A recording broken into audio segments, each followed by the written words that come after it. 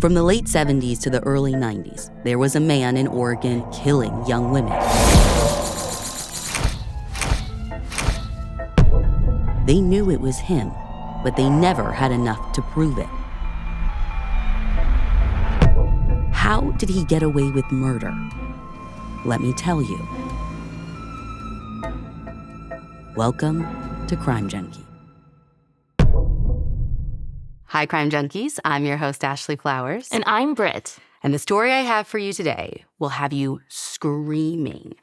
There was this guy out in the Pacific Northwest, because, of course, it's the Pacific Northwest, and he keeps popping up at the center of these mysterious disappearances. But over and over again, police say there just isn't enough. So he's let off, just to be out there to strike again. First, a jogger who goes missing on Christmas Eve. He's the last to see her. Then his stepdaughter goes missing. He's the last to see her. And then 2 teens stop at a diner before they go on a camping trip. And who is the last to interact with them? This guy.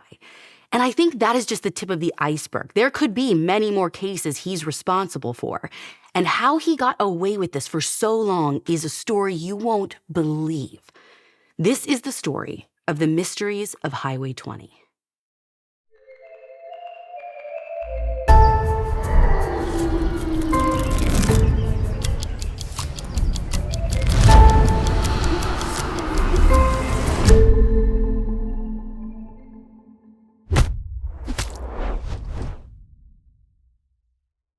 It's around 10 a.m. when Noel Turner realizes his 35-year-old wife, Kaye, hasn't returned from her run. Now, she had left around 8 a.m. and planned to be gone for about an hour, but to make it home for breakfast. Well, that's now come and gone, times 2, and Noel is getting a little worried.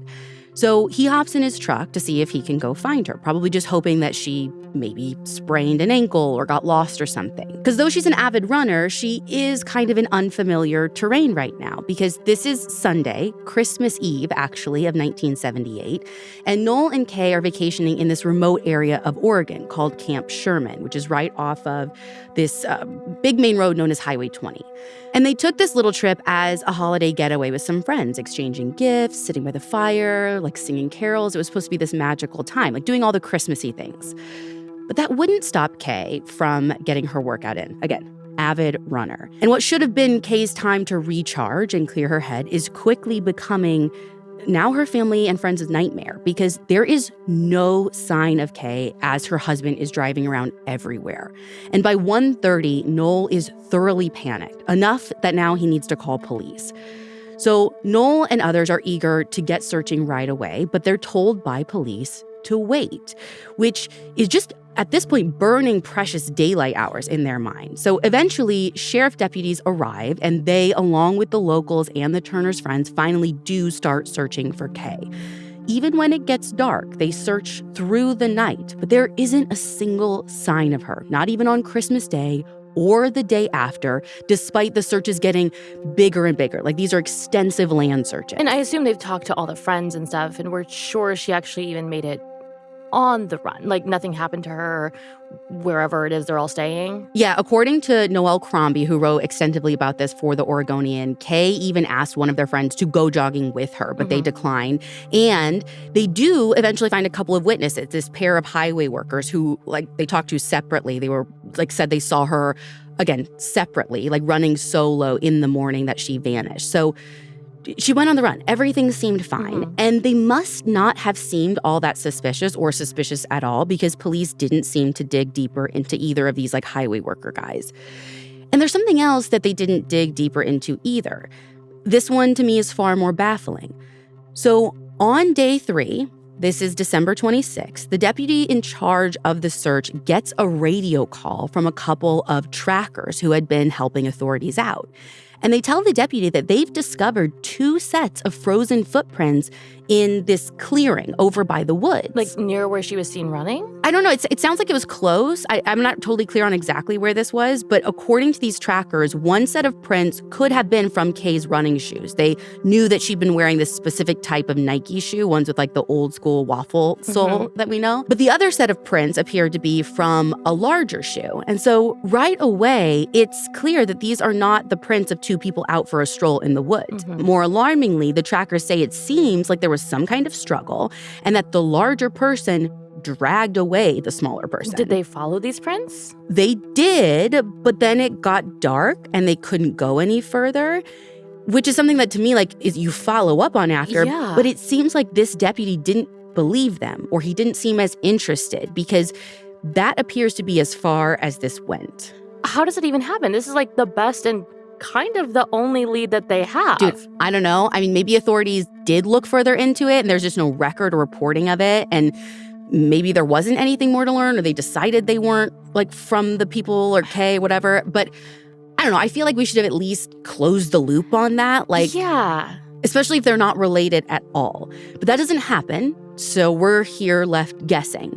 And as more days pass without any sign of Kay, police start looking inward a little more, examining Kay's life to see if there would be any reason for her to leave on her own. According to the limited docuseries Lost Women of Highway 20, when investigators look at her and her husband's life back in Eugene, Oregon, where they live, they discover this calendar that belonged to Kay at her office. And in it, there is evidence to suggest that she had actually been seeing people outside of her marriage. And at the time that police are learning this, this is news to Noel, who they obviously, like, ask about this. And they know or, like, believe that he's not lying about not knowing, because they do end up asking him to take a polygraph about this, and he ends up passing. But he does admit that he knew Kay wasn't happy in their marriage. And we can assume police looked more into any possible affairs that Kay was having, but there's nothing in the source material to suggest that Kay did take off with someone. And again, they have witnesses, like, putting her out running. So logistically, like, that might not even make sense, right? Like, you're not going to be, like, putting on your running shoes while you're on vacation with your husband to, like, and then run away decide with mid-run. someone else. Right. Yeah. So before they knew it, it was spring and then summer, and it takes a full 8 months before the first sign of Kay pops up, and in a really chilling way.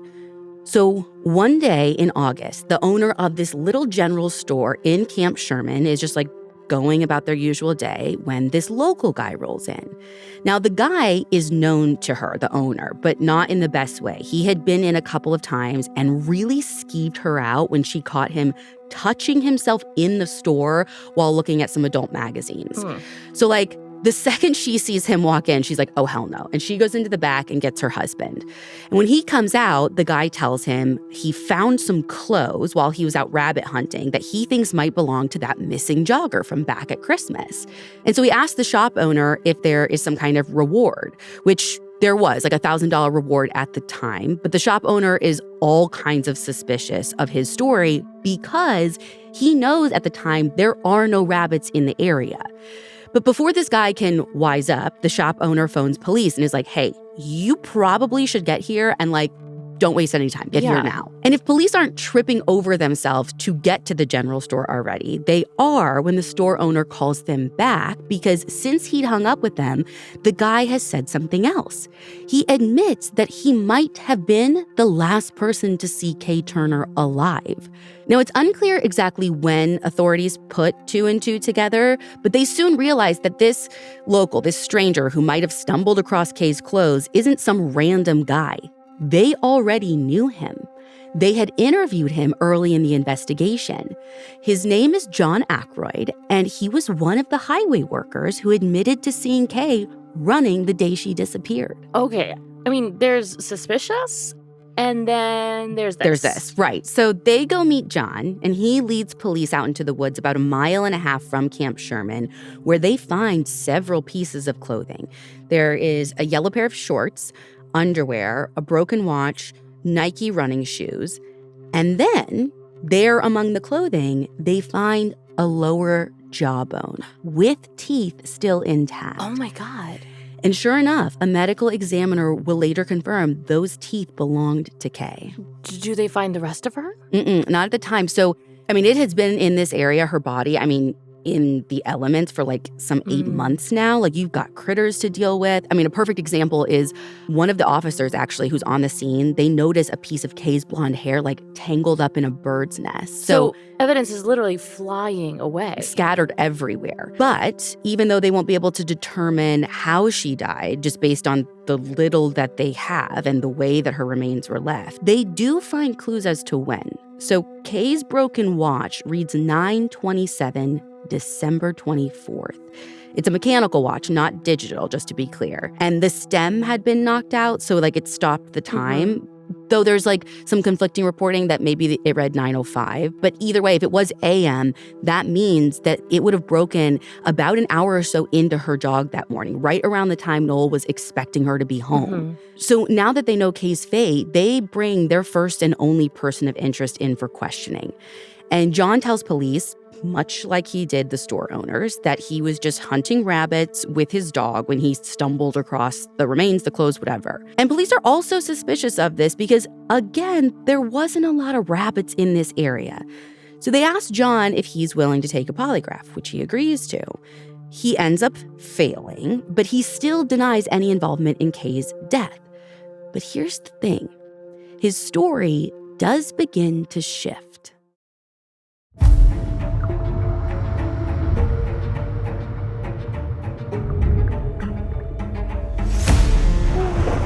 Two branches of the same tree. Two pieces of a soul. Where one sister goes, the other will be. For she is but half of the whole.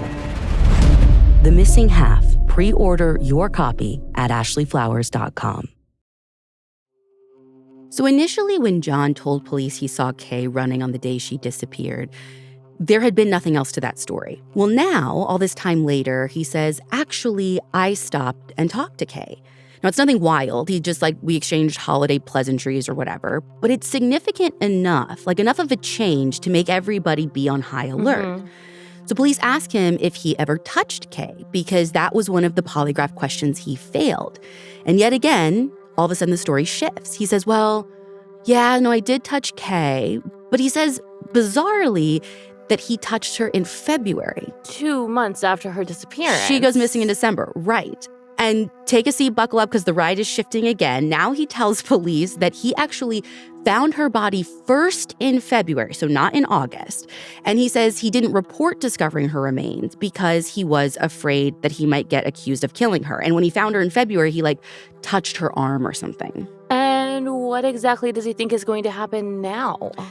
Brett, the red flags on this guy are piled so high you can't see over them. Yeah. And it doesn't get any better. John claims that when he found Kay's body in February, she was nude and partially covered in snow. And he said it looked like her throat had been cut and that she was also shot in the chest. So he's giving pretty precise details that, I don't know, maybe Specific. Only the killer would know? Yeah, specific. But still, even though this is super weird, police can't prove that John is the killer, because even though he's giving this weird specific story, they can't prove that that is a right story or a wrong story either way, because they have no physical evidence to work with. Right.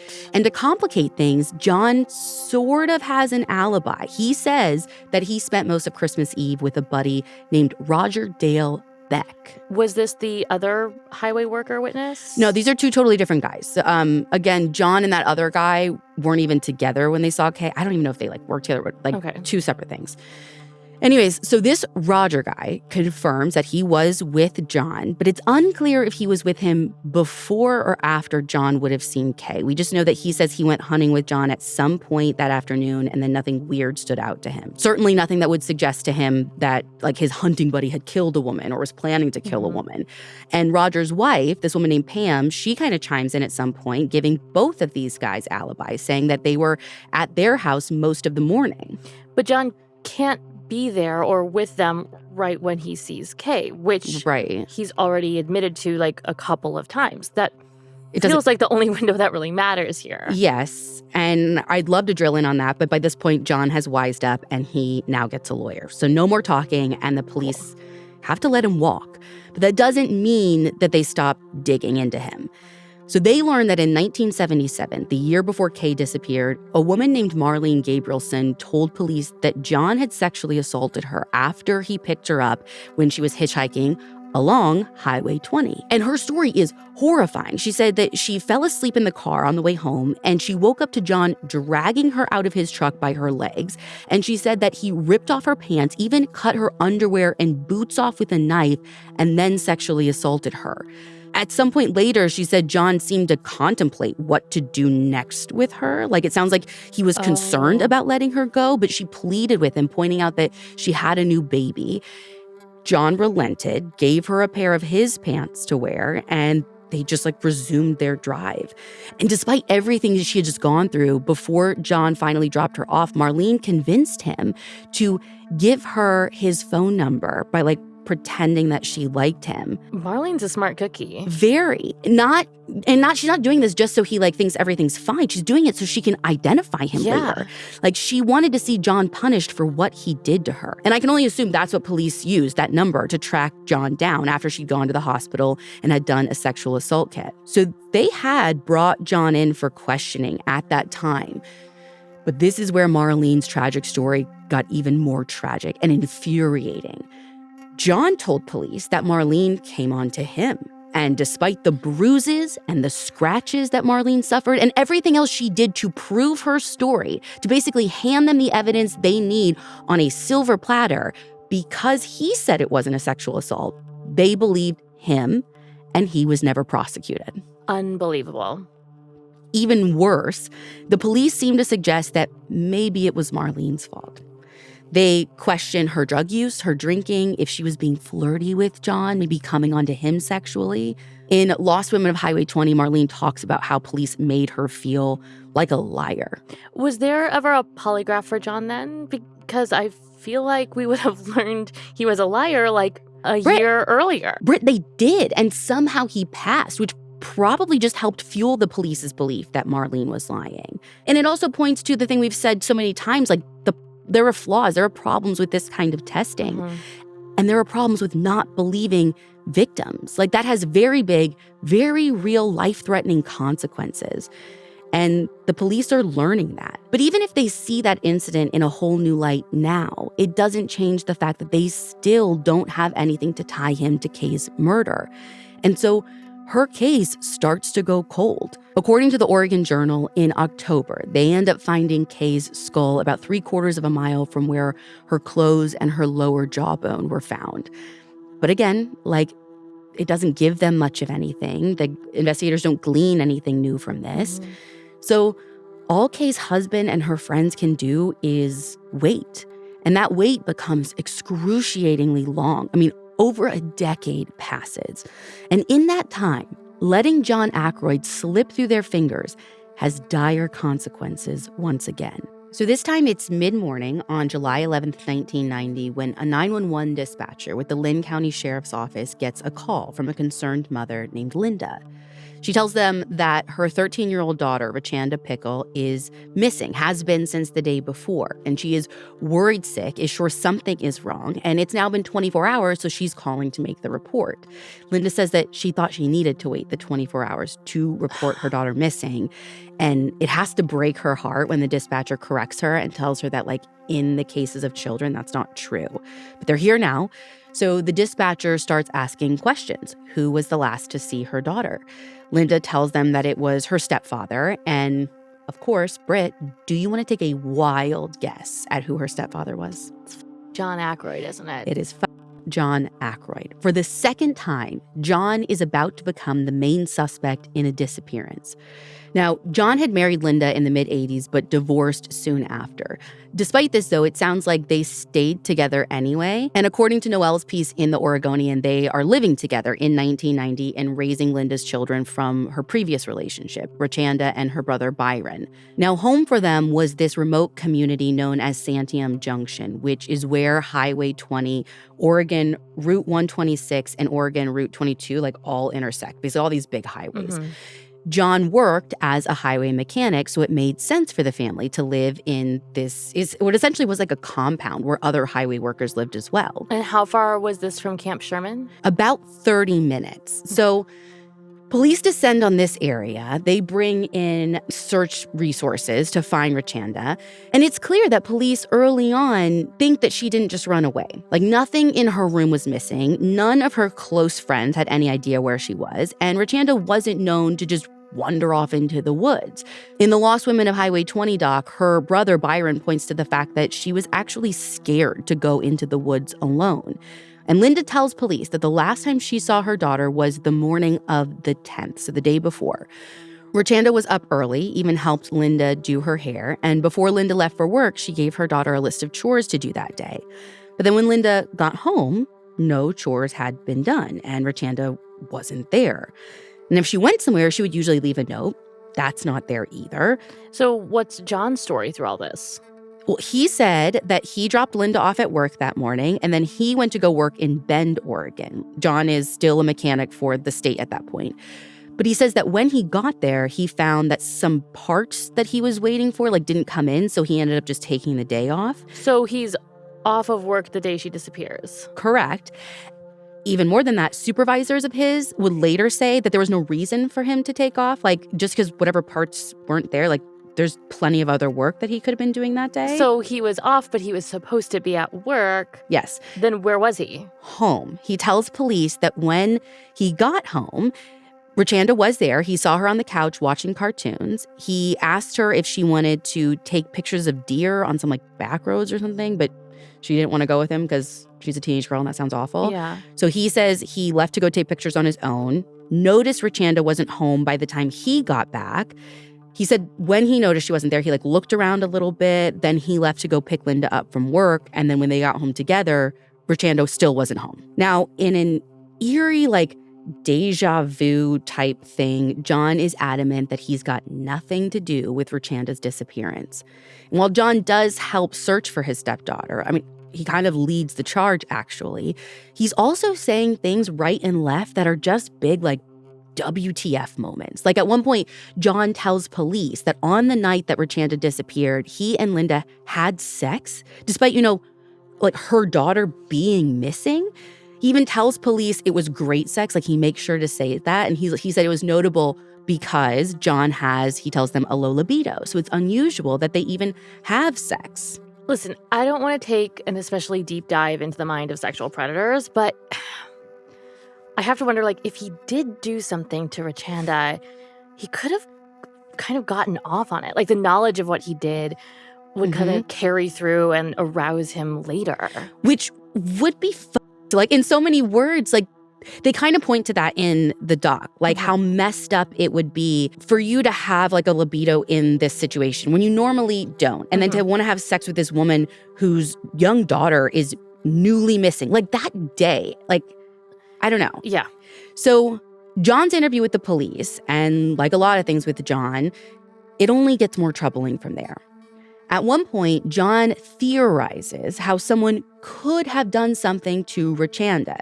He talks about how someone could have knocked her out with a punch, could have tied her up or used a knife to threaten her, and that her size and weight would have made it easy for someone to carry her away. And police soon find evidence that could suggest that these aren't just theories. In the back of John's truck, police find a rope with Rachanda's hair and blood. Some blood is also found on the doorstep of his truck. And I don't think these are massive amounts of blood, just tiny drops, but blood nonetheless. At least they have some physical evidence this time. Not so fast. John claims that Rachanda used the rope to play with some kittens or something. So he is maybe that's how her hair got on it. He doesn't know how the blood would have gotten there, but kids be kids, basically. He's you know how they are. And he kind of just throws up her hands. No explanation is a good explanation to him. And it might not be a good explanation, but it isn't proof, again, of anything to these police officers.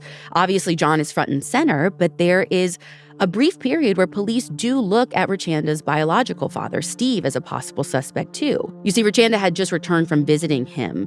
In fact, her brother, Byron, was still visiting him when she went missing.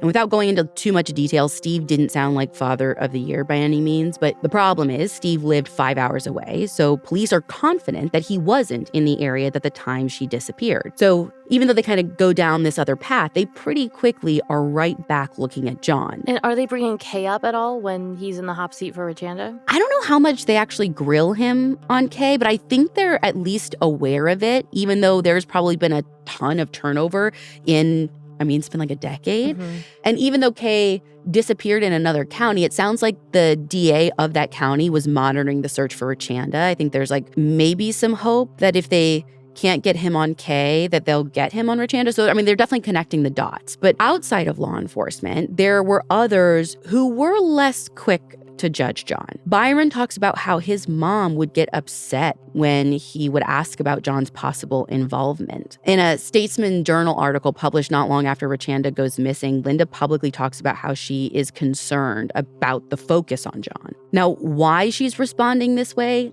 I don't know. According to the Lost Women of Highway 20 doc, Rachanda showed signs, apparently, of physical abuse and, according to her friends, sexual abuse at the hands of John.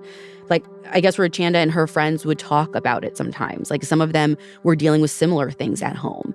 And according to her friends, she did tell another adult, but when she did, nothing happened. And then she was scared that she was going to get in trouble or something was going to happen because she told someone. That feels like it could be a motive for John to do something, though. Like, if he knew that she talked and hadn't been listened to the first time, or if he was afraid that maybe she would again. Right, which makes it very convenient timing for Rachanda to just disappear. Mm. And despite one of the most extensive searches in Lynn County history, police do not find her. So now authorities have 2 cold cases tied to John Akroyd. But in the fall of 1991, an investigator looking back into Kay's case has an idea. He discovers that Roger Dayle Beck, so the guy that was supposedly with John on Christmas Eve, he found out that he had gotten divorced from his wife, Pam. And this detective, he is willing to place a bet that now that maybe alliances have changed, stories might change as well. So he tracks down Pam, who is now living in California. He shows up at her house, knocks on her door, and when she answers and finds out who this guy is, it takes almost no convincing at all for Pam to come clean. All those years ago, she had straight up lied about Roger and John. Pam tells the detective that Roger and John went out to poach deer on Christmas Eve morning, but they didn't return to the house until the next day.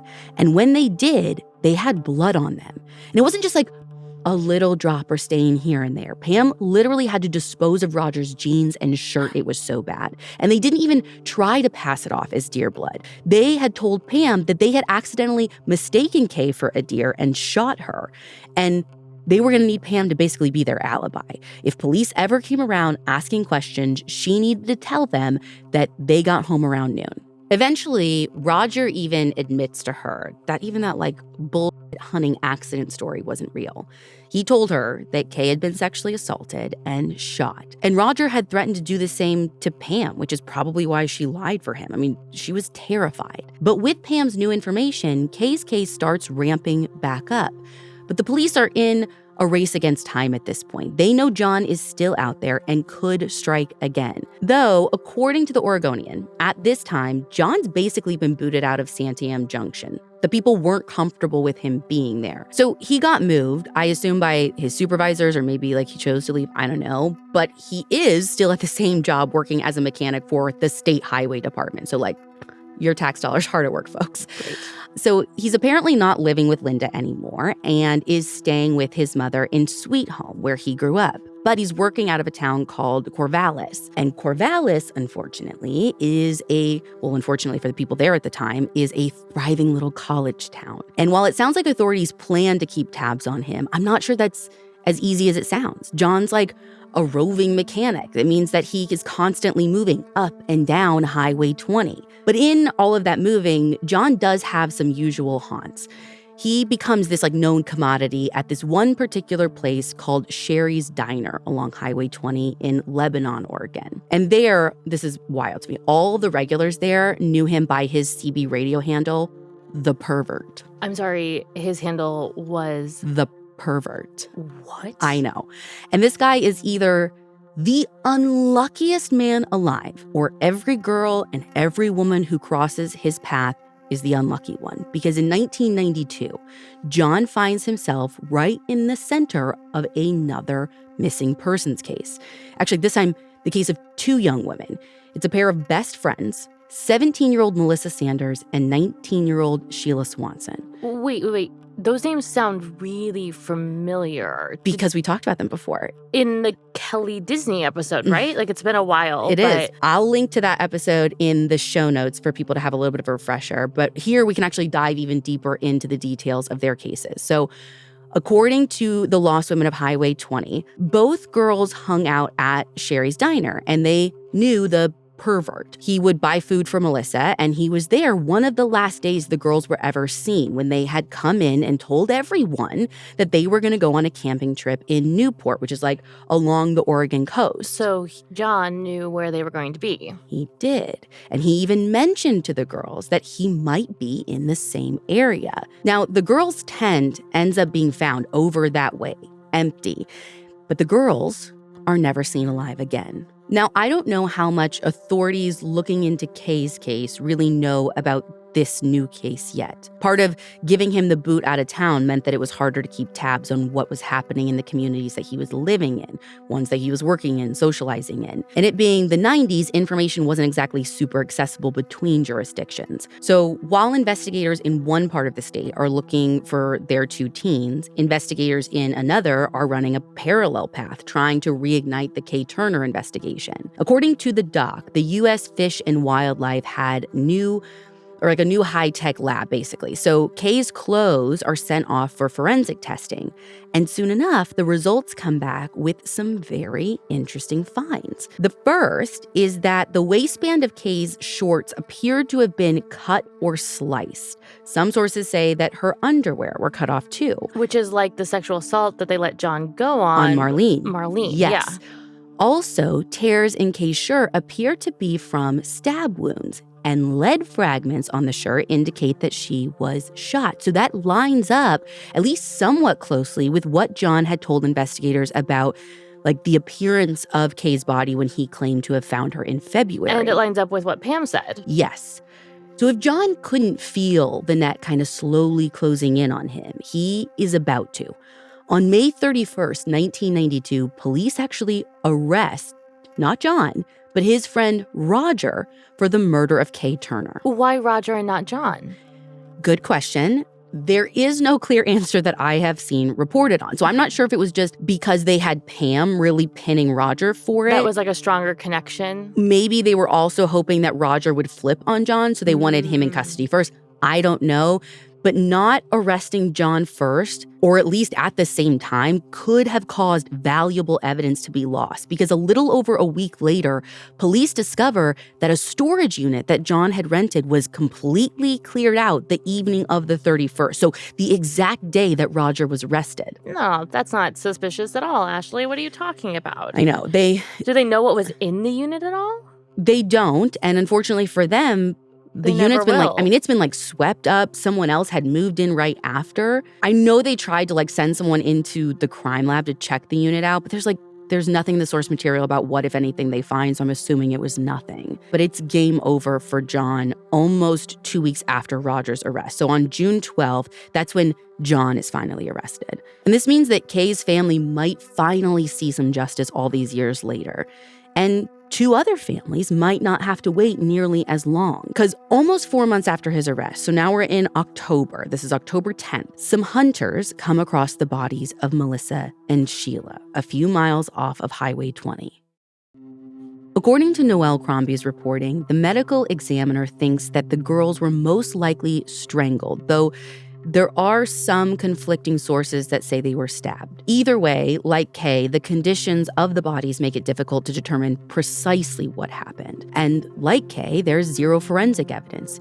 The only possible piece of evidence police do find at the scene is this little rivet near one of the bodies and some kind of beaded seat cushion. The speculation being that the rivet, which is this little screw, it could be something that John would have been using in his work. And the seat cushion is something that highway workers often had in their trucks to keep them cool in the summer. So John's truck is searched. He didn't have one of these cushions in it, so maybe that one was his, but it was impossible to determine at the time. And John, who is now in custody, isn't talking. So while police try to connect some of the dots between the girls and John, ultimately it is this all too familiar song. There is no physical evidence connecting John to the girls' murders. Now, Sometime later, a coworker of John's would claim that around the time that the girls disappeared, John came into work late one night and his arms and his hands were covered in dry blood. John claimed to have hit a deer and then gutted it, but this guy, I guess, didn't even really believe his story then. Did he go to police with the story? If he did, it wasn't until later, like certainly not then. It sounds like he maybe mentioned the story to his boss, but then it just kind of like stayed work gossip at the time. And then after the news about Melissa and Sheila's bodies being found, like I think this guy began to wonder if there was a connection to this story. But again, a little unclear about like when he went to the police or the press or whatever. So in September of 1993, John goes on trial for Kay's murder. And according to the Statesman Journal, people like Roger's wife, Pam, testify against him. They also find more witnesses to corroborate what a predator, the quote, pervert is. A woman named Jane Morris testifies that one day in 1978, like months before Kay's disappearance, she encountered John while she was riding a bike along a road in Camp Sherman. And she says that John pointed a gun at her, attempted to get her to stop, but thankfully she didn't. And then one of the more critical testimonies comes from a forensic anthropologist who tells the jury that the only way John could have seen wounds, like the type of wounds he described seeing on Kay, was if he saw them in the first few days after Kay died. So him saying even that he saw her in February, not August. Even that separation wasn't enough to actually make sense. It doesn't make sense. They're like, there is no way he could describe the cuts, the shot, whatever, unless it happened within like days. So goodbye, John. Yep. On October 6, 1993, just a few days shy of the one-year anniversary of Melissa and Sheila's bodies being discovered, over 3 years after his stepdaughter Rachanda vanished, and over 14 years after police are pointed to Kay's remains, that is when John Akroyd is found guilty of Kaye Turner's murder. According to an article in the Oregonian, he is sentenced to life with a 20-year minimum, which is the maximum under the law when that crime was committed. Over a month later, Roger Beck is also found guilty and he receives the same sentence. Authorities seem to believe that Roger was only involved in Kay's murder, and so they really only focus on John for answers in those cases for Melissa and Sheila and, of course, Rachanda, whose case has continued to make headlines occasionally during this time. But even though it's making headlines, police aren't much further along on that case. But they do keep coming back to her file year after year. They even get desperate enough to ask John to help. In the fall of 2012, an investigator with the Lynn County Sheriff's Office visits John in prison, hoping maybe he's finally ready to talk or open up and provide some kind of answers to the questions that have surely haunted the people that he once called family. But despite the investigators' best efforts, John is not giving up his ghosts. According to Oregonian, he continues to spill the same lies he did in the beginning, and it sounds like this is the last time any investigator speaks with John. By 2013, there is some concern that John could eventually get out on parole, so despite only having circumstantial evidence, and as we've mentioned, like zero body, prosecutors do bring Rachanda's case to a grand jury as sort of like a Hail Mary. And the prosecution does have a solid pitch to throw. Like, logic dictates that John is probably the one who could have done this. He was the last one to have seen her alive. Opportunity. There was accusations of him sexually abusing her. Which gives motive. Oh, and by the way, he has now been convicted of Kaye Turner's murder. So, right. We've got this history here. Yeah. And look, I'm all for due process, but we could kind of probably know who did this. And apparently the grand jury feels the same way because they indict John on a single count of murder. But indicting is different than prosecuting and convicting. And can be a lot easier. Right. So the prosecution, what they decide to do is they go to Rachanda's family specifically because they want to offer him a plea deal. They're like, listen, if we go to trial and he's acquitted, that's it. It's over. And he could go on to get parole. Right. So in their minds, it's better to focus on, they want to use this to focus on keeping him behind bars. And the family agrees. And John ends up entering a no contest plea. So he's not admitting fault, but he's not denying it either. And this outcome means that he can never be paroled. And while he receives some punishment for Rachanda, sadly, her body still hasn't been found. That wasn't ever part of the deal that they made with him. What about Melissa and Sheila's cases? Did they ever bring anything against him there? Ultimately, they decide not to. At this point, they say they're confident it is John who killed them. But John, at this point, is already serving a life sentence. Like, he's never getting out. So prosecutors decide not to proceed with that. Like, knowing he can never see the light of day has to be justice enough, because that same year, John actually dies in prison. So they can never prosecute him, even in the future. And while some might think that that would bring this story to a close, there are still so many questions that remain unanswered, including if these are the only murders John committed. That's honestly what's been in the back of my mind this whole time. Has he ever been linked to any other cases? Yeah, so the Oregonian flags, to date, 5 other people that have either gone missing from or their remains have been found discovered in the general area off or around Highway 20 where John was known to operate. The first is a skull of a Jane Doe that they found in July of 1976. Which predates Kay by like 2 years? It even predates, Marlene's sexual assault. The Oregonian calls this Jane Doe, I think they call her Swamp Mountain Doe, and they report that her skull was found a mile off Highway 20. She was believed to be, they think, younger than 35, and authorities found a leather coat, a belt, blue jeans, and a sandal with like a white leather strap nearby that could have belonged to her. And then in May of 1977, 15-year-old Karen Lee and 14-year-old Rodney Grissom went missing from the town of Lebanon. We know that John would have passed through there regularly. I mean, that's the same town where Sherry's Diner was located, where John would hang out in the 90s. It's where he encountered Melissa and Sheila. Karen and Rodney were never found, but clothing and items of theirs were eventually found in the woods, and Karen's jeans appeared to be cut similarly to how John cut clothing off of Marlene and Kay. Now, what we learned about Karen and Rodney is that the two wanted to run away to California. And one of the teens' last phone calls to a friend indicated that they had found a ride, but who they were getting this ride from is unknown. Maybe John, maybe not. Then in August of 1977, 22-year-old Elizabeth Musler went missing, also from Lebanon. Her father was the last to see her downtown. In February of 1978, her body ended up being found in a shallow grave in the Thistle Creek area of Green Peter Reservoir. And also in 1978, another skull of a Jane Doe was found by a logging crew in the woods near Snow Creek, which is like a quarter mile south of Highway 20. Did they ever ask John about these other cases? Sort of. I don't think he was asked in like great detail about these cases, but he was asked more broadly, like, hey, John, what about some of these like other cases in the area? He claimed he didn't know what they were talking about and he had nothing to do with anything. So at the end of the day, no other cases have been directly linked to John. It's all speculative at this point. But it shows that maybe this story isn't totally over. And while some of his victims' families can take some solace in the fact that this man will never harm anyone again, it's heartbreaking to think that there could still be other families who don't have or may not get the same answers. But it's never too late. I mean, that's why we do this show. So, I mean, if anyone out there knows anything about these cases or about John Akroyd, his life, his movements, please call the Lynn County Sheriff's Office tip line at 866-557-9988. You can find all the source material for this episode on our website, crimejunkiepodcast.com. You can also follow us on Instagram at Crime Junkie Podcast. Make sure to subscribe to our channel so you get all the new video episodes of Crime Junkie. But we are on our podcast every week telling stories.